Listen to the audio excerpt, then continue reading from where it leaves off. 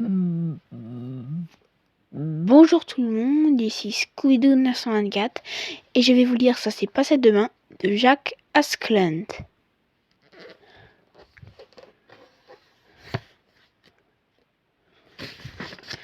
Ça s'est passé demain.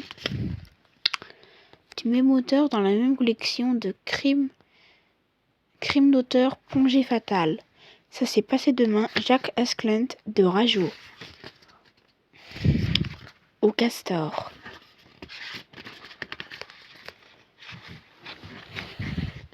Ludo est mort. J'ai à peine le temps d'entrer et de claquer la porte d'un coup de talon et d'expédier mon sac à dos au pied de l'escalier que le téléphone retentit. Le numéro d'Alexandre s'affiche. Je décroche. Allô Maxime ?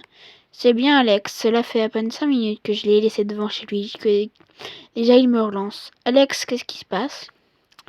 Il habite à 2 maisons d'ici. Pendant notre retour du collège, inspiré par le beau soleil de mai, il m'a raconté dans le détail ses histoires de cœur avec sa nouvelle copine.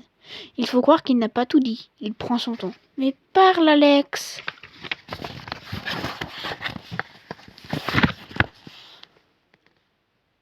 T'as appris? Finit-il par dire. Ludo est mort. La nouvelle me glace. Je parviens à articuler. Comment c'est arrivé? Ma mère m'a dit qu'il avait été renversé par une voiture alors qu'il traversait la nationale. Et ça s'est passé quand? En début d'après-midi. Ludovic était le compagnon de nos balades en ville. Handicapé de naissance, il souffrait de gros problèmes tant pour marcher que pour parler. Il passait son temps à promener sa drôle de silhouette désarticulée à travers les rouilles de Souvigny, cherchant un passant à accoster, le sollicitant d'un rire bref en guise de bienvenue, avant d'effectuer quelques pas en sa compagnie. On ne savait à peu près rien de lui, mais il était l'ami de tout le monde, et il ne serait venu à l'idée de personne de se moquer de ses insuffisances ou de manifester de l'impatience. Je suis stupéfié. Tu te rends compte, j'avais fait un bout de chemin avec lui ce matin en allant au bahut. C'est qui le conducteur? On n'en sait rien. Il est sauvé. Il s'est sauvé. C'est pas vrai. J'espère qu'on va le retrouver, le fumier. Il y a intérêt, je conclus. Je monte dans ma chambre. Bouleversé, je me revois marchant dans la rue à côté de Ludo, ayant renoncé depuis longtemps à interpréter le désordre de ses propos sans qu'il m'en veuille pour autant.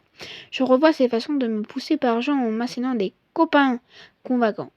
En échange de mes chewing-gums, il m'offrait une bille en verre, un porte-clés, ou une pochette d'allumettes récupérée je ne sais où. J'ai du mal à admettre que tout cela est fini. Ma mère arrive à la maison une bonne heure après moi. Elle est prof de maths au lycée Blaise Pascal. Je la retrouverai l'année prochaine quand j'entrerai en seconde.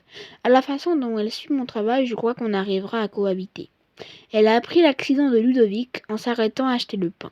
Elle me rejoint dans ma chambre et s'assoit sur le lit à mes côtés. Elle parle d'une voix basse, un peu hésitante comme toujours quand elle est émue. Il était de ces rares personnes à traverser la vie sans jamais perdre le sourire. C'est de ce souvenir que tu dois garder de lui. Ses efforts pour me venir en aide sont couronnés de succès. J'avais résisté jusque-là. Je ne retiens plus mes larmes.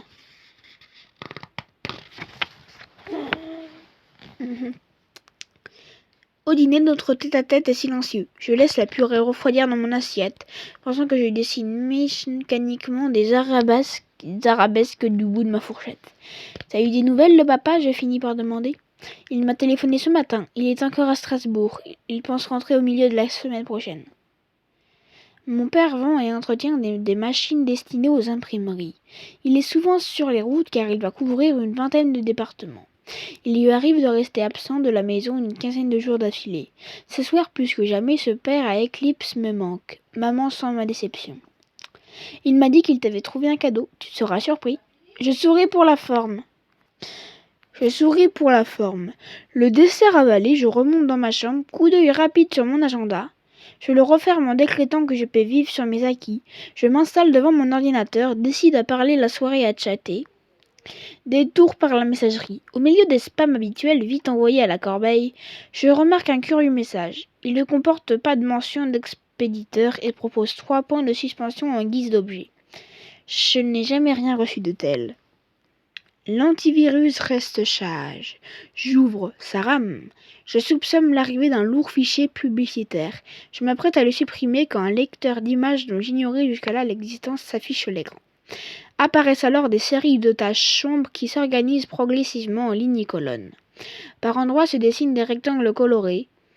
On dirait une page de magazine massacrée par un lavage en machine. La qualité de l'image s'améliore peu à peu. Je décide d'aller au bout du chargement. En attendant, je vais retrouver sur le web mes correspondants habituels. La toile bruise de la mort du Ludovic. Mira la belle. Une fidèle du chat a assisté à l'accident. Elle affronte le feu des questions. C'est une Audi de couleur claire qui a renversé Ludo. Elle était immatriculée dans le 92, conduite par un homme. Le chauffeur a démarré en trombe à l'instant où le feu passait au vert sans se soucier du handicapé qui tardait à traverser. Il l'a heurté de plein fouet et il a poursuivi sa route. Il n'a même pas freiné. L'émotion est vive chez les internautes. Je passe un long moment à poser des questions et échanger des commentaires. Il est tard lorsque ma mère vient me rappeler que demain, le réveil sonnera à 7h. J'éteins l'ordi et je me couche. Je retourne une dernière fois vérifier mon courrier. Le message est enfin affiché dans sa totalité. Il s'agit de la première page d'un numéro de l'Éclaireur du Centre, le quotidien de la région. La définition de l'image est très médiocre. Les articles en petits caractères sont mal restitués, de même que les photographies. Seuls les titres sont lisibles. Dans le quart inférieur droit, je lis « Accident mortel à Souvigny. Un handicapé renversé par une automobile qui prend la fuite ». Je demeure ébahi quelques instants devant l'écran. D'où cela vient-il? Quelqu'un a dû récupérer un exemplaire du journal qui sera distribué demain matin. Mais dans quel but a-t-il décidé d'en faire circuler de manière anonyme une si mauvaise reproduction dès ce soir? Et pourquoi m'avoir choisi comme destinataire?